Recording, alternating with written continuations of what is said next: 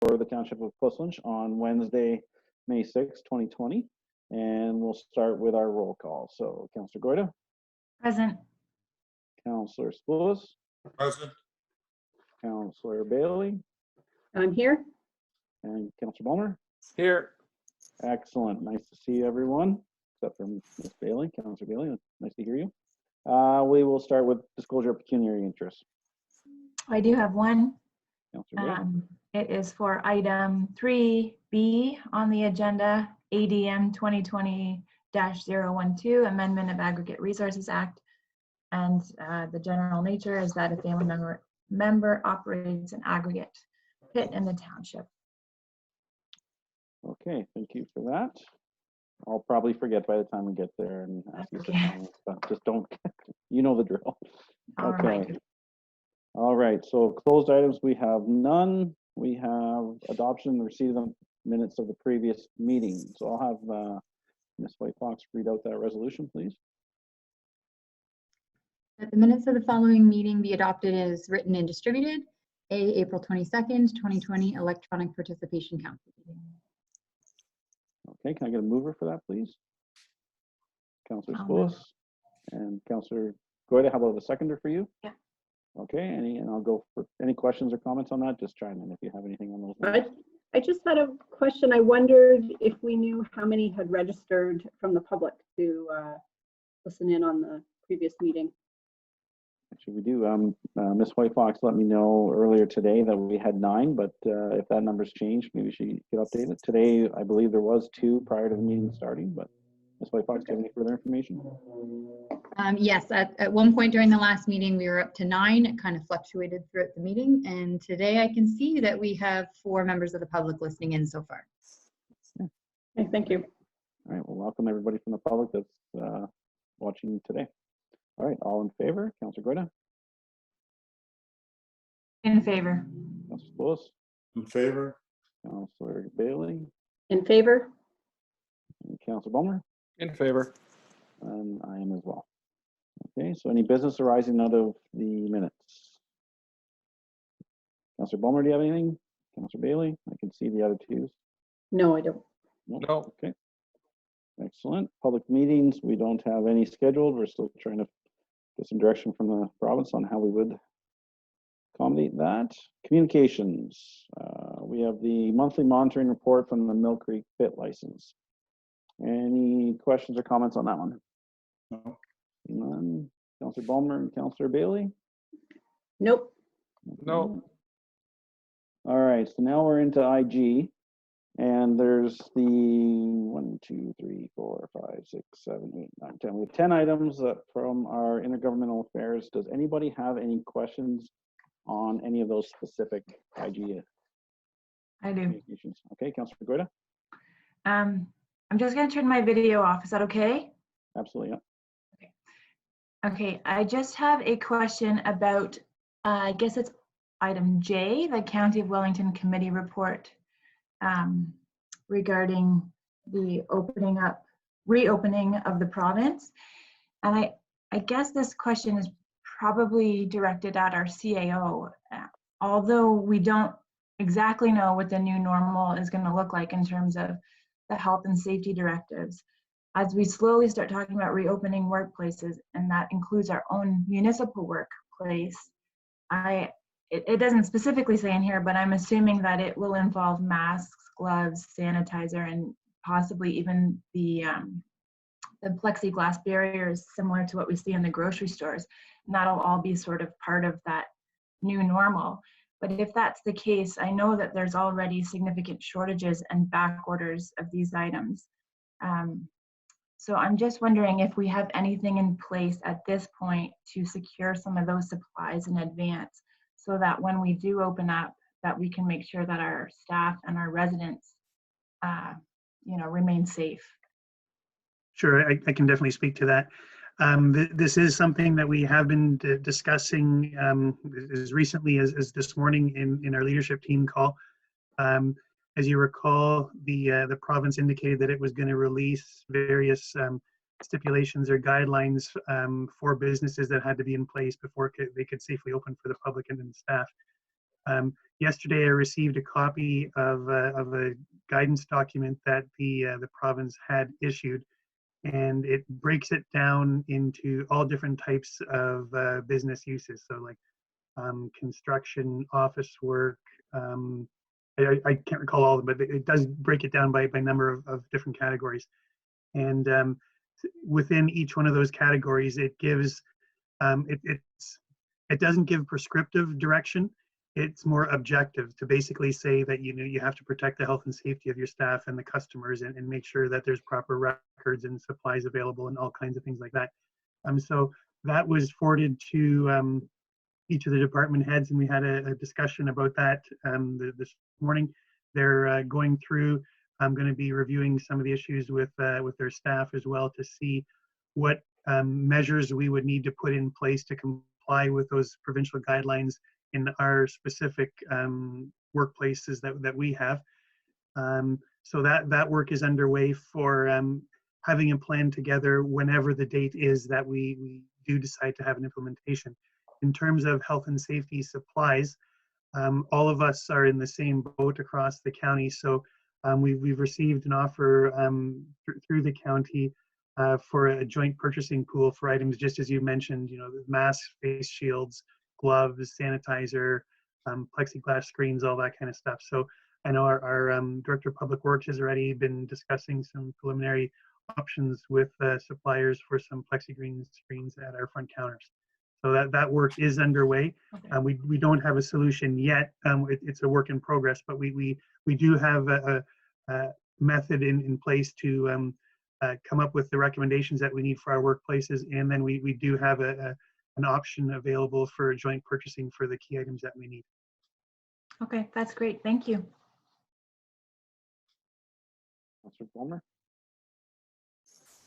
Thank you. Yeah, I had a question on a similar topic, but it related to when we have contractors doing work on our behalf. I believe our current our current policies do speak to health and safety as it relates to normal health and safety for contractors working on township projects such as a bridge reconstruction or whatever it happens to be. Is the language sufficient in those policies to cover these new guidance documents as they came out for each sector when we have contractors doing work on our behalf, such as a bridge reconstruction? I can't speak to that because we just received this guidance document yesterday, and I haven't had a chance to go through all the sectors. But what I will do is along the lines of what you're saying is we already have wording in our contracts that say that they have to comply with all health and safety, occupational health and safety guidelines, all applicable Highway Traffic Act rules, all that kind of stuff. So we'll see what the wording is, and if we do need to add a phrase, for COVID-19 protection and provincial orders, we will do that too if it's not incorporated in the existing phrasing already. Super, thank you. That's all I was looking for. If I could, Mr. Mayor, I had a question on one other item on there when you have a chance. You can go right ahead. Item G, I believe it is, North Dumfries.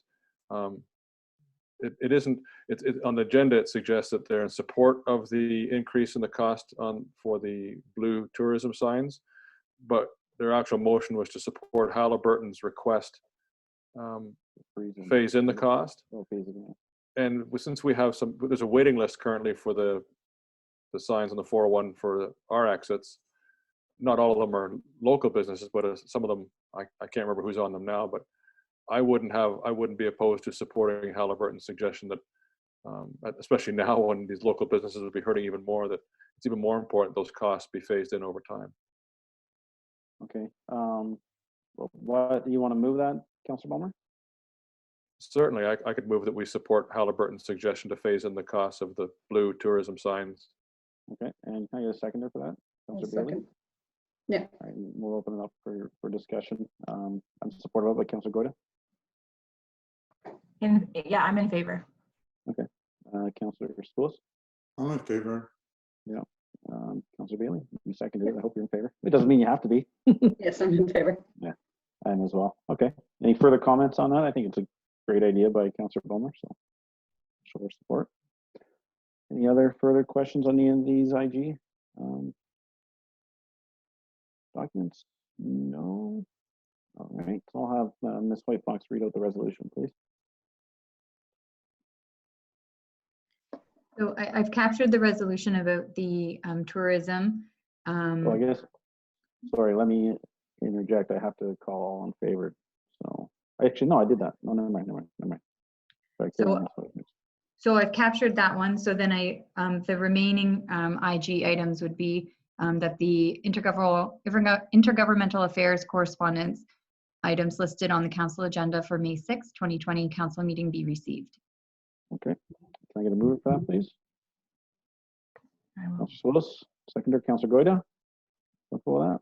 Okay, all in favor, Councillor Goida, In favor. Councillor Willis, In favor? Councillor Bailey, In favor? Councillor Bulmer, In favor. I'm in favor as well. Okay, so those two are passed. Excellent. Any delegations, reports from Portland Fire, Finance? We have the report FIN 2020-017, single source award for the purchase of the asset management software. Director of Finance, do you need to give us a Coles Note version on this? I mean, it was pretty straightforward in the report. Is there anything you want to add? I don't really have anything to add, but if council has any questions, I'd be happy to answer them. Okay, thank you, Councillor. And just raise your hand if you have any questions for the director on this report. No. No, Councillor Bulmer, I lost your video. Anything? No questions. Okay, I don't either. Ms. White Fox, you mind reading that resolution, please? That report FIN 2020-017 regarding single source award for the purchase of asset management software be received, and that council authorize the single source award for the purchase and implementation of citywide asset management software from Public Sector Digest, including the asset management and work order modules to be funded by the Ontario Municipal Modernization Funding. Perfect. Can I get a mover for that, please? Councillor Bailey. Seconder, Councillor Spoulos. All right, we'll go all in favor. Councillor Goida, In favor. Councillor Spoulos, In favor? Councillor Bailey, Yes, in favor? Councillor Palmer, In favor. and I'm in favor as well. Thank you. All right, we have Administrative Department of Report ADM 2020-011, Internet Access Solution, Inc. Letter of Support. Is there any questions or comments on that before we have the resolution read? Looking around, Councillor Palmer, anything? No. Okay, I'll have Ms. White Fox read that resolution, please. That report ADM 2020-011 regarding the letter of support Internet Access Solutions Inc. funding application be received, and that the mayor sign a letter on behalf of the township indicating the township support for Internet Access Solution Inc.'s application for funding under the CRTC's Broadband Fund to service parts of Portland. Thank you. Can I get a mover for that, please? Councillor I'll move. Spoulos. Oh, I'll take Councillor Bulmer. We haven't used him recently. Councillor Bulmer for first. Can I get a seconder? Councillor Spoulos, were you seconding that? Sure. Sure. Okay. All in favor, Councillor Goida, In favor. Councillor Spoulos, In favor? Councillor Bailey, In favor? Councillor Bulmer, In favor. and I'm in favor as well. Okay, so now this next one is the one that Councillor Goida is going to excuse herself from. I believe we might have a little bit of conversation over this one. This report ADM 2020-012 amendments to the Aggregate Resource Act. I'll ask that each councillor has submitted additional comments to the CAO, and if you wanted to individually just give either a quick synopsis of your comments, and I will say that we don't have another, I hope I'm not misspeaking here, we don't have another meeting prior to the due date of these comments, but talking with staff is that the comments from the municipality will be posted to the website on or before the date of the deadline, and then they'll be included in our next council package. And so if I know I provided a couple of comments, so maybe I'll just go around the table and just, if you're comfortable with just the comments you left with the CAO and staff, that's fine. Or if you, for the public's interest that are watching, you could maybe, like I said, give a quick little brief summary on what your additional comments were. So order would be Councillor Spoulos. Yes, I had my comments presented, I guess the last meeting this item was discussed, and added some comments to reflect where I think we should be supporting more vocally what the Wellington County has said in their comments, as well as what the Lake Erie Source Protection Committee has said in their comments.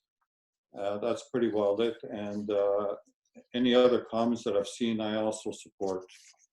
Yeah, thank you. Okay, Councillor Bailey. I just missed everything Councillor Slepula said, but You know, I'll just hang on one sec, Councillor Bailey, and Councillor Spoulis, do you mind just doing a quick repeat of that for the councillor, please? Sure, I'll stop my video if that's a problem. Yes, basically I presented these comments last time this item was discussed, and what I've added into the revised set of comments is comments from Wellington County and the Lake Source Protection Committee that I think we should strongly support as well. And I agree with the comments I've seen so far to date from the other councillors. Okay, thank you. So Councillor Bailey.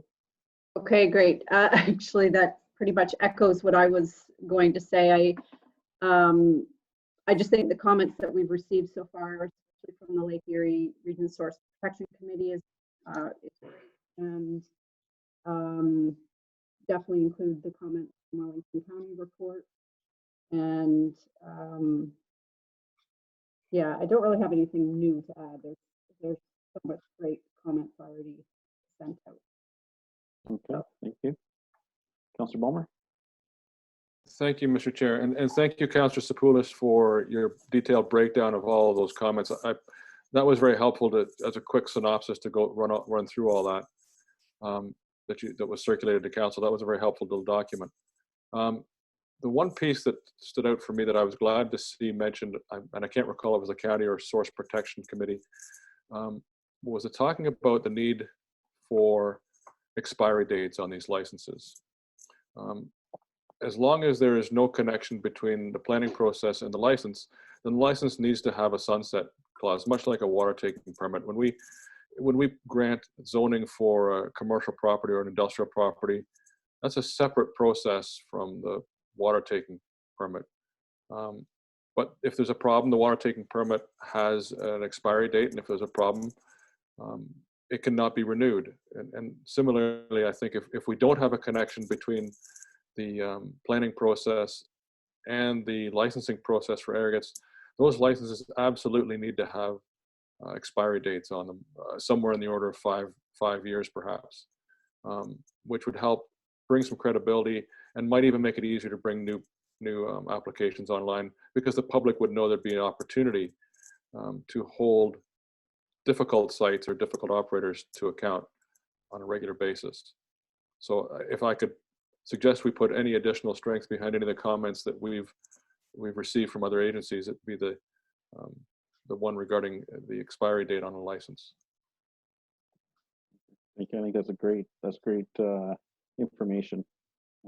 That would go tremendous amount towards repairing the relationship between aggregate and the community if something like that were in place. One of the comments I had is that I find there's a lot of weight put behind the fact that an aggregate pit can be appealed to the LPAT, but there's some confusion there. That my understanding is that we as a municipality can request the minister to appeal it to the LPAT, and there's a big difference there, because currently we're in a situation where the minister is pro-aggregate, and I can give you an example that TAPMO was trying to organize a summit between the minister, TAPMO, and the industry, and the minister came out and said that he would not attend unless the industry was there, which I found pretty shocking, because we're all elected by our constituents, and to say that he wouldn't meet with people that are elected by our constituents was, without the industry there, was just forewarning. So my concern is that the minister would have to be convinced to appeal these to the LPAT, and then the second component of that is that LPAT really works within rules and regulations that make the pits 90% of the time be approved or higher. So really, LPAT is just a red tape process for the industry that will ultimately get what they're after. So those are my two concerns with, putting so much weight behind the fact that a municipality can appeal the pit application the zoning to the LPAT, and I don't think there's as much weight there as it appears. So those are my comments. I appreciate all of council's input on all of these, except, sorry, Councilor Coida. She's excused herself from these conversations. They're all great comments, and I look forward to the report the staff put together. I don't know if there's anything else Mr. CAO would want to add to that, or Yeah, just to make sure I understand the intent of the comment of Councillor Palmer with regards to a expiry date. I think that's a good one to incorporate. What I would suggest, some verbiage that we might want to include is that annual limitations that may be part, or annual tonnage limitations that may be part of a license for facility would still have to come into play. And I'll try and explain the reasoning behind that is that if the site was initially going to operate over 10 years, and so take out a certain amount of tonnage each year, but then if the license is to expire in 5 years, they can't squeeze that 10 years of tonnage into 5 years. Right, that they would still be respecting the annual limitation that is in the licensing. Is that the intent? I just want to make sure I reflect the right tone in the report. Yes, through you, Mr. Chair. The annual tonnage is still a condition of license, and I can't remember if it's on the site plans or not, but I know it's a condition of license. So they still wouldn't be able to go above the annual, but you may find then, to exactly your point, that applications start to apply for larger tonnage limits per year for that kind of, they already want some flexibility, but you may find them going for more per year, but that only increases the local traffic impact and the traffic assessment. So it's kind of a balancing act for them if they want to try and do that, but they wouldn't be able to necessarily shift all their tonnage from the ahead unless they already had it in their license. Okay, thank you. okay. Any further questions or comments on that for staff? All right, can I have Ms. White Fox read the resolution, please?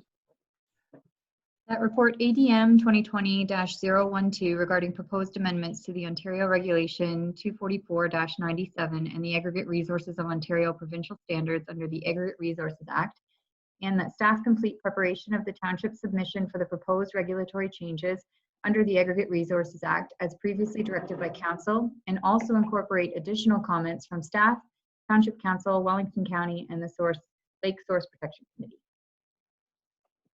Can I get a mover for that, please? Councillor Spoulos, seconder. Councillor Bailey. All right, all in favor? Councillor Spoulos? In favor? Councillor Bailey? In favor? Councillor Bummer? In favor. I'm in favor as well. Thank you very much. All right, we have planning and building. We have report BLDG 2020-003 building monthly update for February 2020. I'll have any questions or comments on that one? Okay, welcome back, Councillor Guida. Questions, comments? No? Okay, I'll Ms. White Fox read that resolution. That report, building 2020-003 with respect to the building department monthly update, February 2020, be received for information. Thank you. Can I get a mover for that, please? Councillor Guida, seconder, Councillor Spoulos. And all in favor, Councillor Guida, In favor. Councillor Spoulos, In favor? Councillor Bailey, In favor? Councillor Palmer, In favor. and I'm in favor as well. And then Ms. White Fox, you mind just reading that next one as well, too, please? That report, building 2020-004 with respect to the building department monthly update for March 2020, be received for information. I'll just get the mover and seconder for that right now. Can I get a mover for that? I'll move. Councillor Palmer, seconded by Councillor Bailey. All right, any questions or comments on that before we have a vote?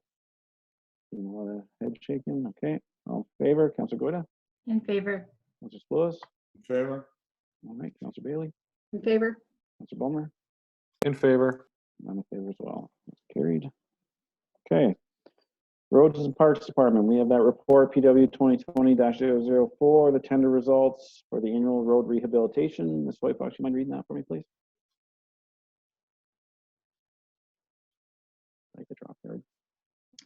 That report PW-2020-004 regarding the tender results for the 2020 annual road rehabilitation be received, and that the tender for the 2020 annual road rehabilitation be awarded to Brant Co. Construction at their tendered amount of $1,141,802, inclusive of the non-refundable portion of HST, and that the shortfall of funding of $14,891 from the 2020 approved budget be funded by the Asset Management Discretionary Reserve, and that council authorizes the mayor and clerk to sign the required contract documents. Thank you. I'll get a mover and seconder for that, and then we'll have our discussion. Mover, please. Anybody? Mr. Spoulos, seconder. A second. Thanks, Councilor Bomer. All right, any questions for our Director of Public Works or even staff in general for that one? I could speak to it just to address a couple of questions I'd received from some members of council. That obviously the budget was established with the information that we received through our asset management plan, and just wanted to assure members of council that the asset management plan, it's a living document. It continues to be refined and added to on a regular basis. What we're going to be doing is, or what has been done is we take a look at tender results for projects such as this and incorporate those into what the cost projections are for similar work coming in the future. And that we then do annual adjustments each year for cost of living, CPI, those types of things, as well as things that we might encounter in the industry that maybe typical projections might not contemplate as part of projections of just adding CPI, for example, like if regulatory changes come into play, or the pandemic comes into play, and what impact that might have as a contract document. So the it's very much a working living document, and we as staff are working really hard to make it as accurate and as reliable as we possibly can for this specific use for budgeting purposes. But it is a guideline. What we will do to assure council there's not going to be massive overruns on a project such as this, as the project progresses, staff will be monitoring the quantities and the expenses very closely, along with our consulting engineer. And we do have a bit of a contingency in the project, as well as some provisional items. So if it does look like we're going to be into some significant challenges, we do have some measures already in place to control and limit those costs. But we are going to be working each year to refine and make sure that the asset management plan is as accurate as it can be with the information that we have available to us. So there's specific questions on the project itself. Maybe the Director of Public Works could speak to that, or some finance questions could go to our Director of Finance. Okay, thank you. Any questions for staff? Councilor Bomer? Yeah, the one question I have relates to that sort of what drives those numbers in the asset management plan, or more so, does the public nature of the numbers in the asset management plan drive the numbers we receive from our for these projects? It's I don't know, it's a chicken and egg thing. We put numbers down on a public document is what we expect to pay. Or should we be surprised when they all come in at, close, or slightly over the number we've already put on paper and committed to? So I can just speak to that. So the asset management plan, when it was developed in 2019, it was based on the unit cost from recent tenders that we provided to the asset management consultant. However, as you may recall, and as Glenn indicated, the asset management plan will be a living document, and implementing that information in the system, which was the previous report on the agenda, ensuring that those numbers are correct and the most up to date will drive what's in the budget in the future. Well, I understand it's going to drive what's in the budget. It's one of those chicken and egg things with the industry. Knowing what municipalities are putting aside, it's another factor they can, I don't mean to sound cynical or skeptical, it's just one of those pieces of public number that those that are bidding on it know what we plan to spend. I understand what you're saying, Councillor Bomer, and that, we would possibly create an environment where, we're driving what the price is going to be for a project. However, we've received, several quotes and for them to know what the other ones are going to quote. I don't know. I think there's enough competitive market out there that we're in a good spot. You know, that may become an issue at some point, but you know, it's something we can keep our eye on for sure. Councillor Spools? Yes, in the projects I've been accustomed to, big projects, what we usually do is have engineers' estimate prepared at the same time as the tenders are prepared. I don't know if we want to go that way. It's an extra cost. That way you get a feel for what everybody thinks the prices should come in at.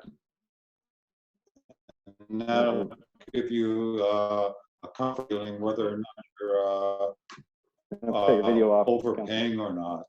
But that's smaller projects. We got the majority of what you were saying, Councillor Spools. It started to get a little garbled, but I think I heard enough. I understood what you were mentioning. If I could, Mr. Chair, I'd like to thank you, Councillor Poulos. That makes good sense. That's essentially, I guess, in effect, that's what our asset management plan is already, is based on, it's based on engineering information and best estimates in-house to give us an idea. So in fact, it's better if I look at it the other way around. These are coming in fairly close to what, you know, previous estimates that would have predicted. Mr. CAO?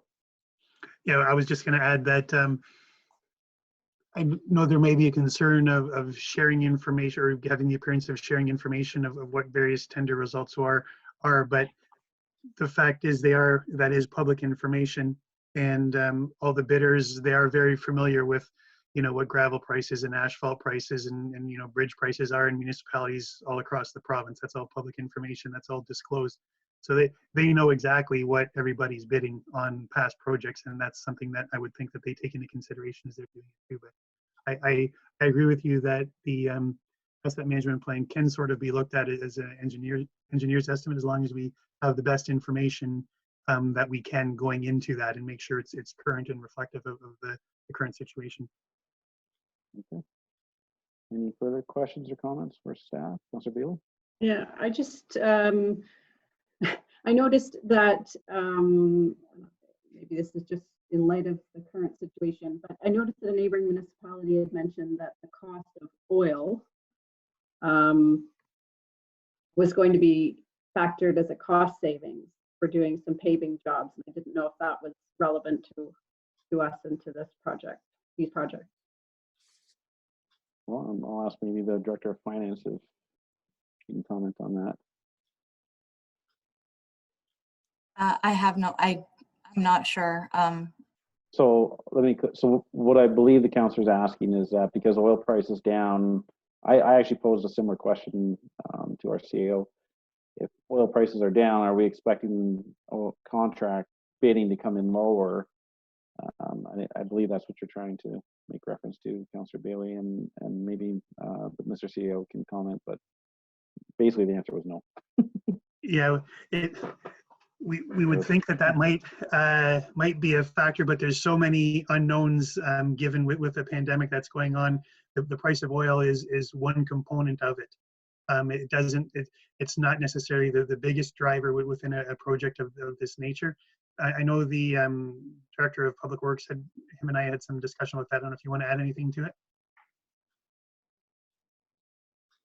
Yeah, just the fact that within the tender, there's a box line. It indicates as the AC index. That is your price of oil. That is usually reported near the end of the summer. This is a common occurrence that happens every year with tenders. So they don't necessarily have the price of oil factoring in the tender.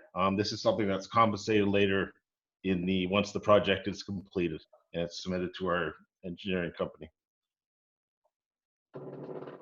Great, thank you then. Okay, any further questions? No? Okay, so all in favor, Councillor Goyda? In favor. Councillor Spools? In favor? Councillor Bailey? Yep, in favor. Councillor Bowman? In favor. And I'm in favor as well. Before we move along from the Roads and Parks Department, I'm going to put our Director of Public Works on the spot. I'm just curious if there's any update on the concession 7 and the bridge project. Had a few people questioning me on Facebook and texting me at 1 o'clock in the morning and things like that. As far as an update goes, we're currently at the point where our engineering firm, GM Blue Plan, is currently dealing with the approvals that are required through the federal government regarding any Aboriginal or communities along the creek.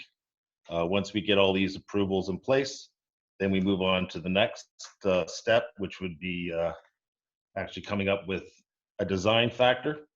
I can tell you that we currently have obtained the GRCA permit to begin, and all of our geotechnical and soil testing is done. No issues have come up from that, and basically the road's in good shape as far as rebuilding the bridge. Okay, that's good news. This is perfect. Can I also ask for maybe a brief update on where we are with the back soccer field and soil testing and things like that? The back soccer field currently is in the process of geotechnical testing being done actually this week. The drilling and engineer crews have been out reboring test holes, which then the samples will be now analyzed, and we should have a report back within a couple weeks determining the new test results. Okay. Did I make that, bring any questions from council? Because of that? No. Councilor Spillis? Yeah, I have a follow-up question from to the CEO concerning the natural gas. Last council meeting we met, we indicated that we'll have a report this meeting, and I was wondering where we stand on that. Yeah, that was the intent, and unfortunately, some of the data that Enbridge had provided through the county for GIS mapping wasn't as clear as what they had hoped. The two systems weren't talking together very nicely. I don't have the right terms for that, but the data wasn't as easily interpretable as what we were hoping. So been working this week again with folks from the county and Enbridge, and I believe that they do have a way of making them communicate good between themselves right now. And we are hoping to have some mapping probably within a couple of days now, showing exactly where it is and where we could potentially request some additional ones. So we are in good shape now to have something on the next agenda for you. So that will still be within time for the deadline for the application. Thank you. Perfect. Anything else? Another follow-up, if I could. Sure, Councilor Bowman. This would be for Mr. Fowler. Just again on concession 7, but on the bridge over the 401, do we have any timelines from the province for completion of that project? The new bridge was recently top coated and paved. They're currently installing guardrails as we speak. The old bridge is slated to be demolished on May the 16th. That's a Saturday. It'll be an 8 p.m. closure, and to reopen the 401 again at 7 a.m. Sunday morning. I've sent out to our emergency services PDF of the detour route, which will consist of traffic leaving the 401, commencing down Brock Road to 34, and then rejoining the 401 from the Hamlin. So by the end of next week, the old bridge will be down and the new bridge will now be in service. Thank you. Is there anything, any way we can advise the residents of Aberfoyle that to be prepared for this additional traffic through there, just as a courtesy? I can talk to the administrative staff, and maybe our best approach would be posting it on our website. Perfect idea. Thank you so much for that. All right, Councilor Spillis. Yeah, it seems like the perfect storm. Brock Road is down to 1 lane each direction, so it should be a nice traffic jam. I was just thinking the same thing. But oh boy, that's gonna be a lot of traffic on the weekend. Avoid Aberfoyle that weekend. Okay, any further? Councilor Bailey, did I see you raise your hand? No, okay. All right, so I believe do we need a vote on that? Did I get the mover and seconder? Where are we, Ms. White Fox? I've lost track with all the conversations. No, we finished. I just asked about the concession 7. Okay. Recreation Department, we have nothing unless the Director of Public Works has anything. All right, mayor's update. So there's been a few things that have been keeping me busy the last few weeks. There's the off-road vehicle use in the Crown lands for where the Highway 6 bypass is going to go through. And there's a lot of people coming from out of town. They're parking on Calfast Road. They're parking in Telford Glen. And we've asked the OPP for enforcement. So it's a convoluted situation. They're accessing private land to get to the Crown land, and there wasn't signage for no trespassing. And the owner of the private land is located down in Toronto, so we've arranged with a resident to have, I'm going to butcher this, but it's basically delegated the authority to call in a third-party trespassing act. Police have a fancier term for it than that. So now they're somewhat policing the neighborhood when they see these individuals come in and unload. So what day was it? Sunday after work, I was kind of just driving around. I had to meet a couple people till, you know, they were upset with all the noise and trying to enjoy their peaceful country living, and it's just dirt bikes and ATVs everywhere.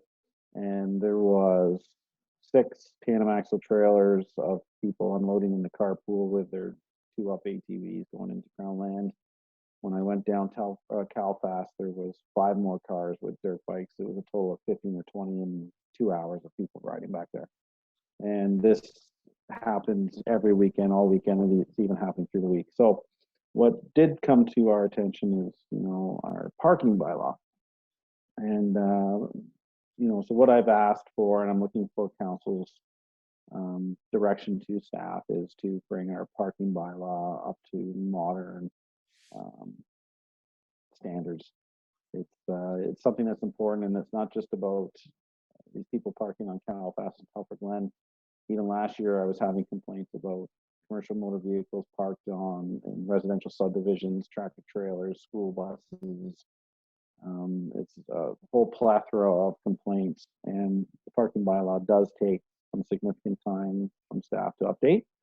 So I'm not looking today for, you know, for us to add Telford Glen or Calfast to the parking bylaw, but it has been identified as needing an update, and I'd just like to have that moved forward, essentially from the middle burner to the front burner. And that's the conversation I want to have. The other thing, so we'll talk about that first. So if you want any more clarification on what I'm asking for, we'll go from there. Councilor Goyda, anything? No, I don't think I need any more clarification. I'm just wondering is that a feasible thing for staff to do, and does something else need to get bumped back in order to push that forward, or, you know, what would be the work plan, I guess, for that? Mr. CAO, could you maybe comment on the possibility of working on this parking bylaw for me, please? We could, but I agree with Councillor Goyda that it will have an impact on the existing work plan. What I would need to do is sit down, have a discussion with the staff who will be directly involved to get a firmer handle on the timeframes involved with it. I know it normally is a lengthy process to go through, and under the current scenario, it might be a little bit longer, just to see what the impacts would be, and then perhaps we could report back to council with a recommended approach to the concern. We could take direction from this meeting is to look into this and report back what the time frame could be, and then we could do that for the next meeting. Okay, thank you. Okay, thanks.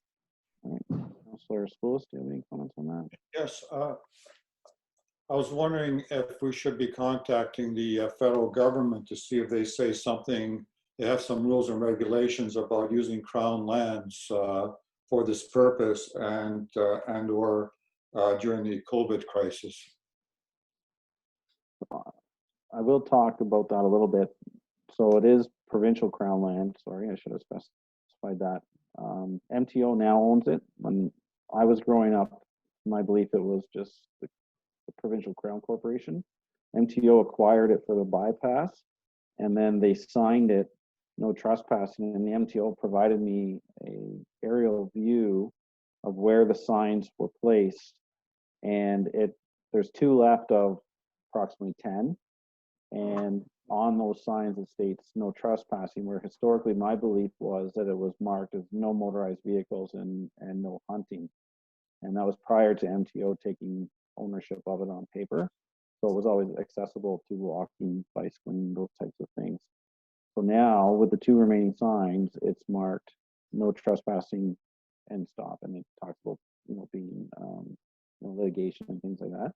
So MTO is, because what these people that trespass know the rules. They know if it's not signed, even if it's private property, they know that it's not enforceable by the police. If you don't have a solid parking bylaw, that's not enforceable. It's all about having everything in order. And so we did find out that the best way to mark a property for no trespassing is a red circle painted on a tree 10 centimeters in diameter. This is the universal sign for no trespassing, and then that'll give the OPP the ability to enforce the trespassing. But bringing to light the fact that the parking bylaw needs an update, that would be another tool in the OPP's toolbox to help facilitate bringing some better living conditions in Telford Glens subdivision for those people, because it's incredible how many people are riding back there. So I hope that answers your question, Councillor Spillis. It is provincial crown land. It was signed, no trespassing, so that in itself should dictate that people shouldn't be in there, not even taking into account the considerations of the COVID restrictions. However, most of the signs were removed, but it should have happened yesterday. The OPP drove around yesterday with an ATV to familiarize themselves with the area and the entrances, along with MTO staff. And it is my belief, I haven't checked, that they were going to mark the entrances from Highway 6 South, Telford Glen, wherever they may be, with the red dots to help facilitate the enforcement of this. So I hope that helps. If not, I'll let you speak again. That answers a question that they have been contacted. The owner of the ground have been contacted, and we plan to enforce it. So that's good. Okay. Councillor Bailey or Councillor Bulmer? Yes, I have some questions if Councillor Bailey doesn't. Yeah, sure, go ahead, Councillor Bulmer. Just regarding the update of the bylaw, I seem to recall in recent times, if we wanted, the police were hesitant or weren't able to enforce no parking unless it was posted, but we have add postings to areas to enable the OPP to enforce the existing no parking bylaw, which doesn't necessarily require a full update, but just simply adding, the ability to put the signs up somewhere. Is that not sufficient in the meantime while we wait for the full rewrite of the parking bylaw? I'll let Mr. CAO answer that one. That level of technical detail, I would want to review with the staff that are directly involved with it before I could answer that for you. Sorry. That's fair. I appreciate that it's until you read it, it's not clear, and I'm certainly no expert on it, but I'll wait for that response. Yep. Okay. Just a quick question. When was the parking bylaw last, or when was it created? Last update, is that what you're after? Yeah. Councillor, or sorry, Mr. CAO? I think 84, 85, but I could be wrong. That sounds about right. I don't have it in front of me, but that sounds about right. So it's definitely in need of some updating for sure. Yeah. Thank you. Councillor Spillis.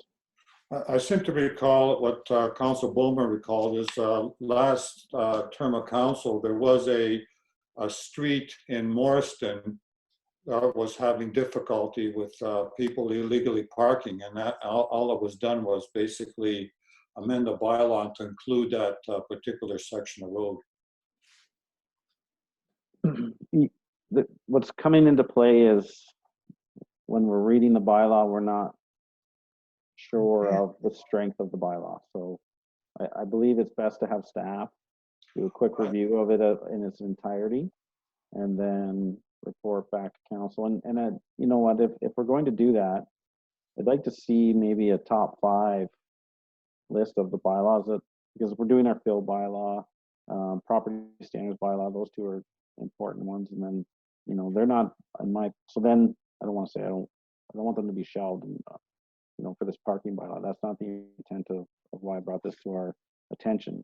It's just to get it in that, you know, top 5. It's like the 5-year plan for the MTO for projects. So I just want to bring it up a little bit because it is such an old bylaw and it does affect people. This is end user bylaw.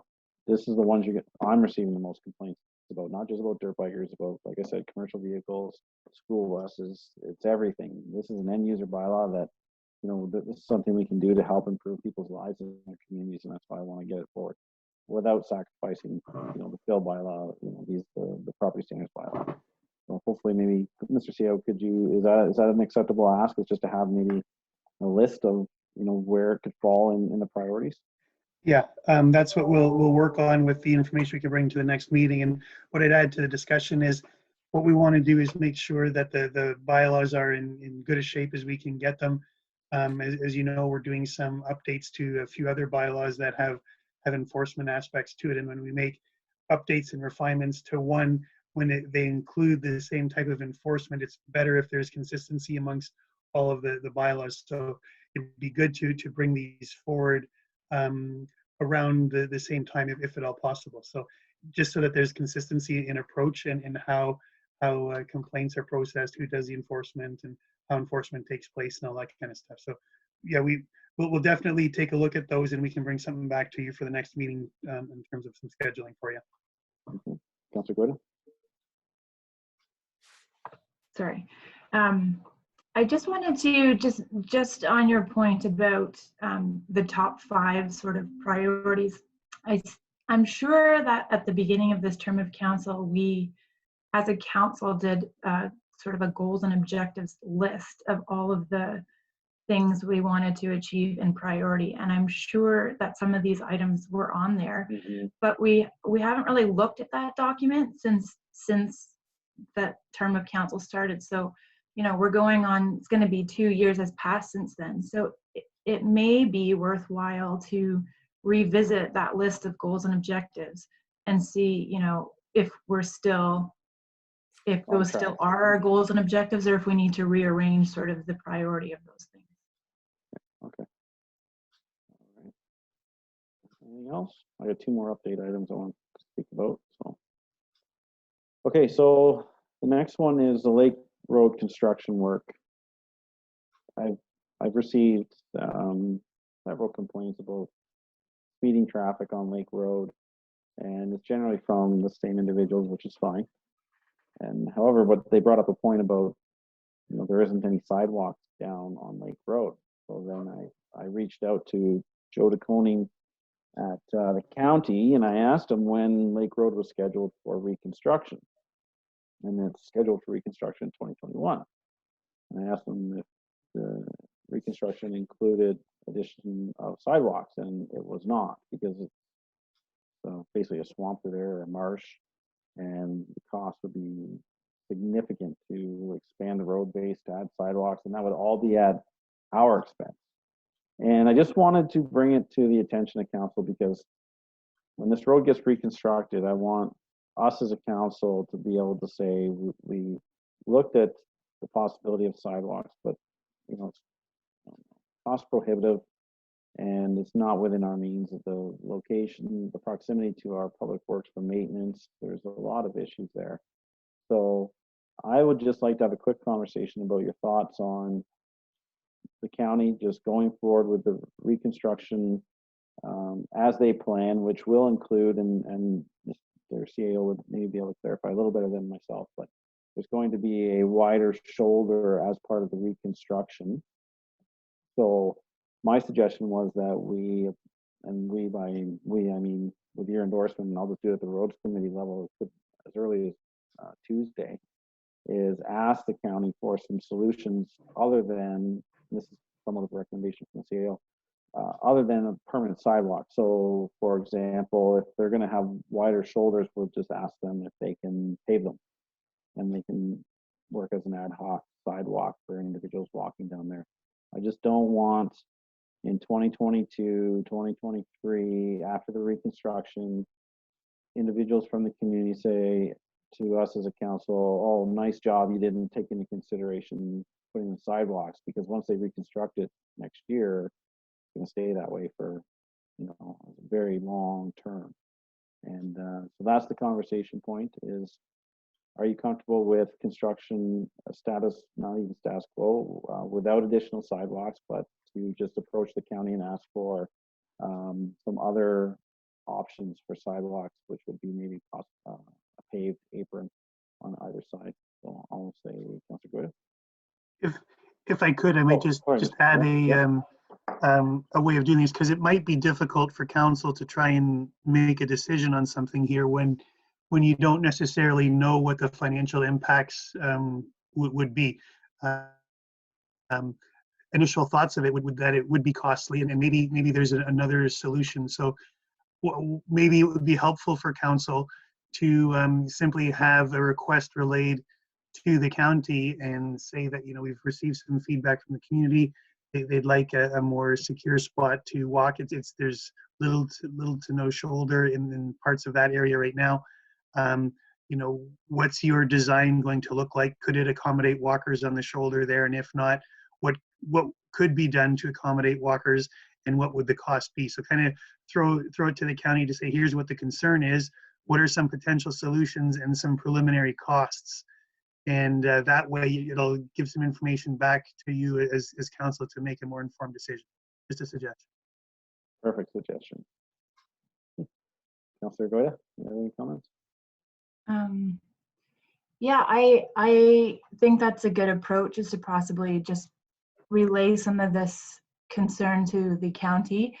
I certainly can empathize with the residents of Lake Road with the speeding and the pedestrian safety to be of increasing concern. And I myself perhaps don't understand the unique challenges of that particular road, but I seem to remember that just as early as December of this year, we heard similar challenges from a delegation on concession 4.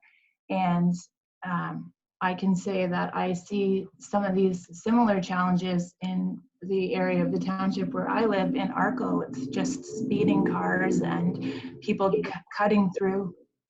And I think that this is an increasing concern throughout the township as a whole.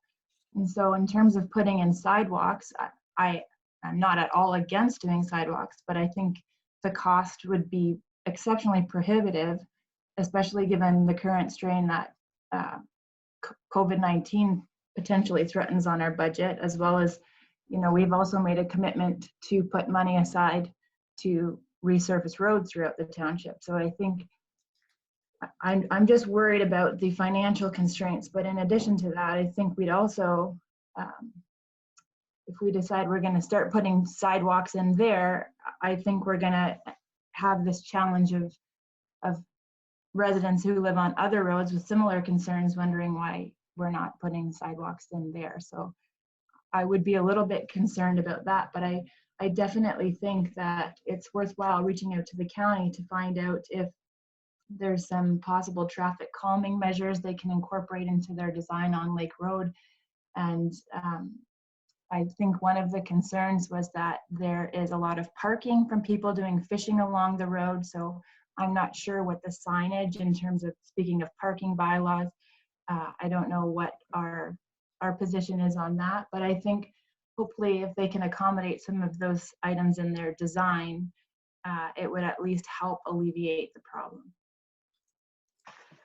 If I could suggest something, and listening to the comments that you raised there, wonder if it would be nice, and I know this would be, it's not something we can do overnight by any means, but get to a point where obviously the county is going to have a long-term plan, what roads they're going to be upgrading in what year, is, you know, whether it's 2-3 years in advance, once we know what their projects are, if we could develop a standard list of typical questions that might be portrayed by us as the local community. So it would be, you know, pedestrian access, bicycle access, parking, traffic calming, all those things, speeding in the area.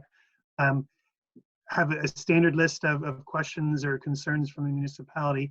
And then at the initial stages as the county is designing their projects, if we could maybe sit down with them and say, hey, here's our potential questions or concerns. Here's the ones that apply to this particular location. What can you do within your design to address these specific aspects? So kind of come up with a pre-engineering checklist type of thing with them. I don't know, just a thought throwing out there based on the comments I'm hearing. Yeah, that'd be a great idea. I know the county does have a plan already in place for reconstruction, so that'd be easy information to get.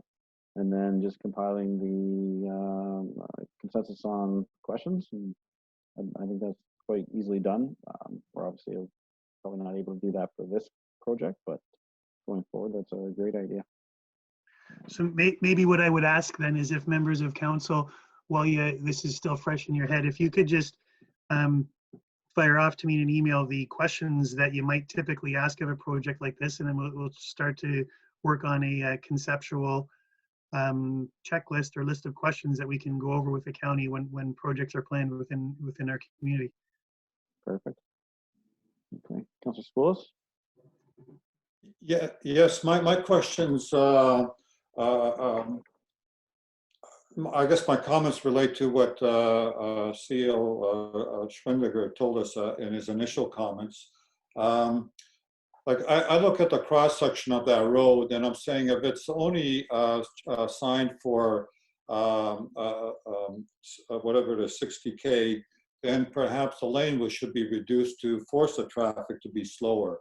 The other point, the cross sections, if you take a look at the cross section on County Road 32, north of 34, it's the shoulders are much wider compared to what's down here on this section of 32.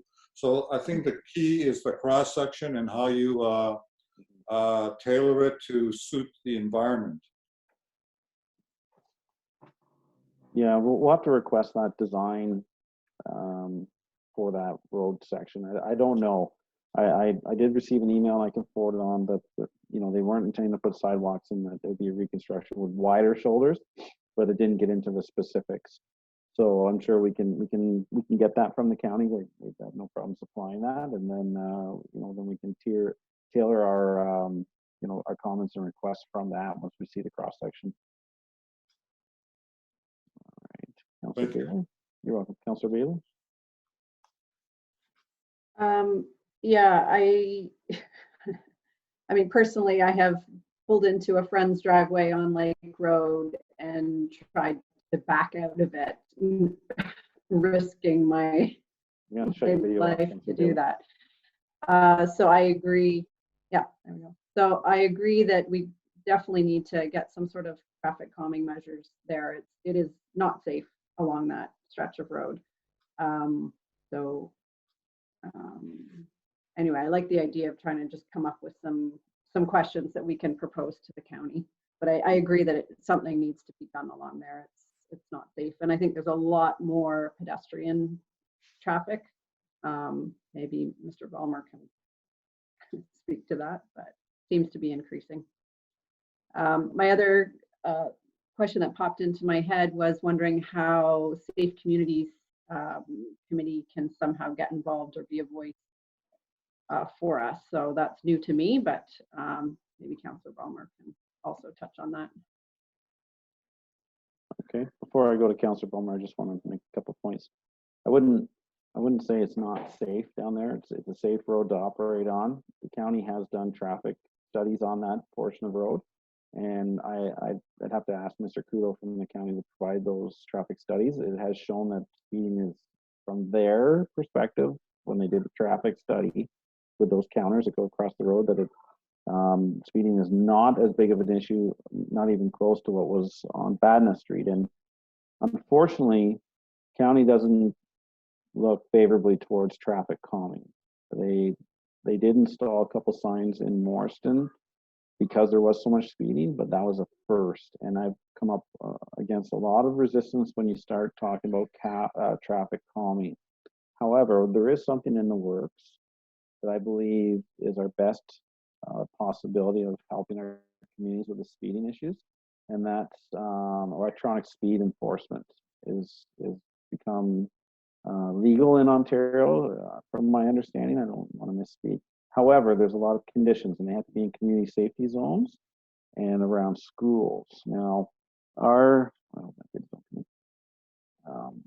You know, possibly there's an opportunity to designate Lake Road as a community safety zone, and then there's some momentum at the county level to create a program for electronic speed enforcement. We have to get the county to buy in, and the problem with this is that all the funds from the enforcement of the electronic speeding will go to the municipality that is incurring the costs for the court.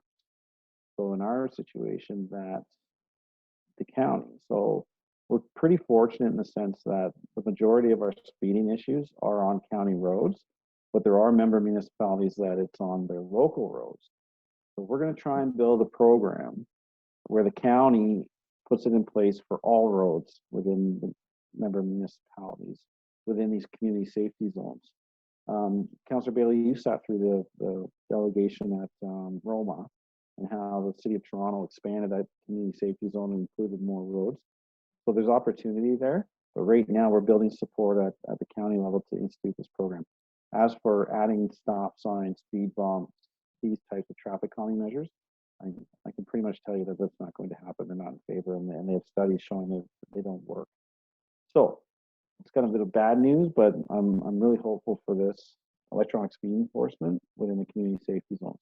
That's our opportunity, and they will work. And one of my suggestions was, you know, you could have a community safety zone. This is what I'll bring forward to the roads committee, and then have 3 spots where the camera can be, but you never know which one it's in.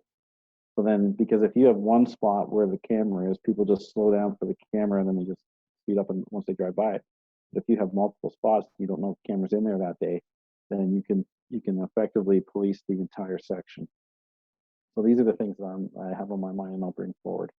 But I just wanted just to clarify on that on traffic calming, because it's not looked favorably right now with the county. So it's a tough sell. Councillor Bulmer. Thank you, Mr. Chair.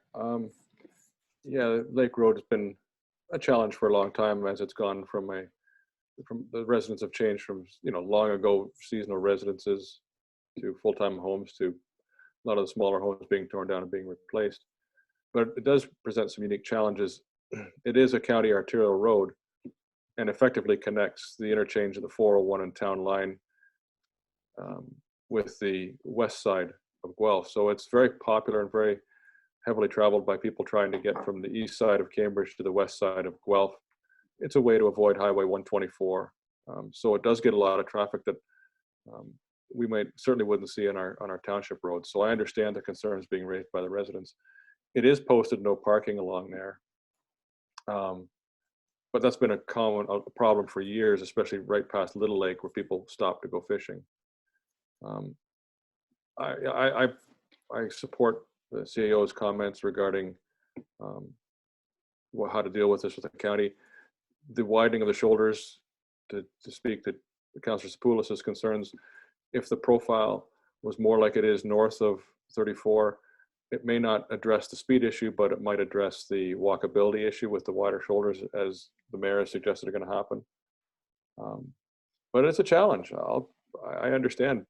The laneways there were not built for people turning around in them, and it forces people to back out, as Councillor Bailey has experienced, which is one of the scary things that people have to deal with there. But I've been around long enough to see that road rebuilt several times, so I'm sure there's several versions of County Road 32 that have sunk into the swamp along there past the lake, and they're just adding a new one on top. And I appreciate it, because I can remember when I was a kid, the corduroys would show through the pavement. So anyway. I support what the CAO suggested, and I think what the county already has planned at the widened shoulders will probably address the concerns regarding people walking back and forth down there. Okay, perfect. Thank you, Councillor Bulmer. If there isn't any more questions on that, any more comments? I got one other item I just wanted to discuss. Not seeing any. I've had some correspondence with local residents about some drains coming from the Stewart Landing subdivision.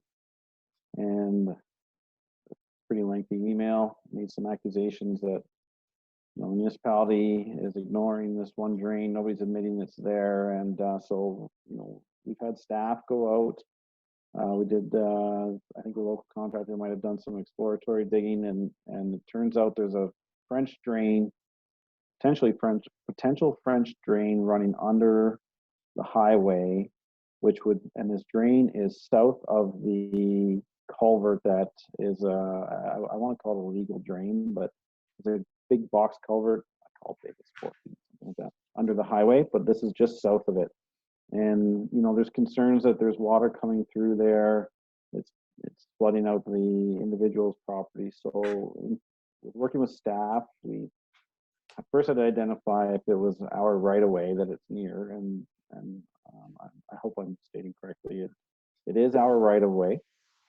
However, I believe we're going to have to get some surveying done to determine exactly where the property lines are, if this French drain is ours or if it's MTO's under the highway. So, and we're going to engage GM Blueplan to look at this French drain. And so we're just trying to figure out where it goes, if any water is going in it, if it's ours, if it's MTO's, if it might even be on the private residence.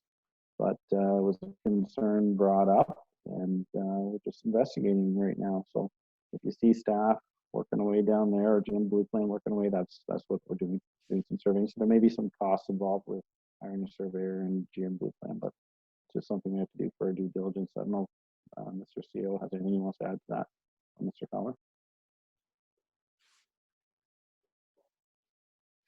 I don't think so. You still there, Mr. CEO? Yeah, sorry, couldn't get the mute button there. Yeah, no, I have nothing else to add right now. It's a number of matters that we're looking into. Yep.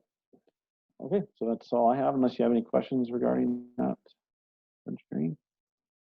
No? Okay, excellent. So do we have any notices of motion today from anyone? No? Okay, Councilor Bulmer, anything? No. Committee minutes, none. Municipal announcements. Anybody have any municipal announcements? No. Councilor Bulmer, anything? No. No, okay. I was just going to pass on that obviously Whistling Lake has changed their St. Patrick's Day event from March to May. So they actually have 3 big fundraising. They have 3 fundraising events that they've had to push back. So they have rescheduled St. Patrick's Day to May 16th. Not sure if that's actually going to go, but as of now, that's the date. They've got the home tour coming up on September 12th. And the hoedown is still scheduled for September 6th. So we'll have to just see where that stands. Councilor Bailey, anything else? No. None. Unfinished business? No. Mr. CAO? Nope. Okay, so I just highlight you. Bylaws, confirming bylaw. I'll ask Ms. Whitefox if she wants to read that out, please.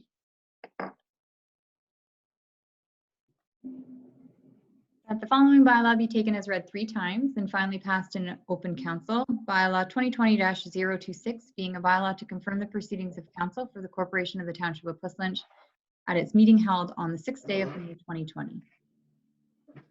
Mover for that, please. I'll move. Poulos and Councilor Bulmer, seconder. You can move the next one, Councilor Bulmer. Okay. Yes, sir. All right, all in favor? Councilor Goyda? In favor. Councilor Poulos? In favor? Councilor Bailey? Favor? Councilor Bulmer? In favor. I'm in favor as well. That's carried. And then the last resolution is the adjournment. You can call the time, Ms. Whitefox, as well. That council hereby adjourns at 3:17 p.m. All right. Councilor Bulmer, move that. Yes, sir. Seconder? Councilor Goyda? All in favor? Councilor Goyda? In favor. Councilor Poulos? Favor? Councilor Bailey? Favor? Councilor Bulmer? Favor. And I'm in favor. Thank you very much. Have a great you. rest of your afternoon. Sun's out. Maybe you can sit on your decks. Enjoy it.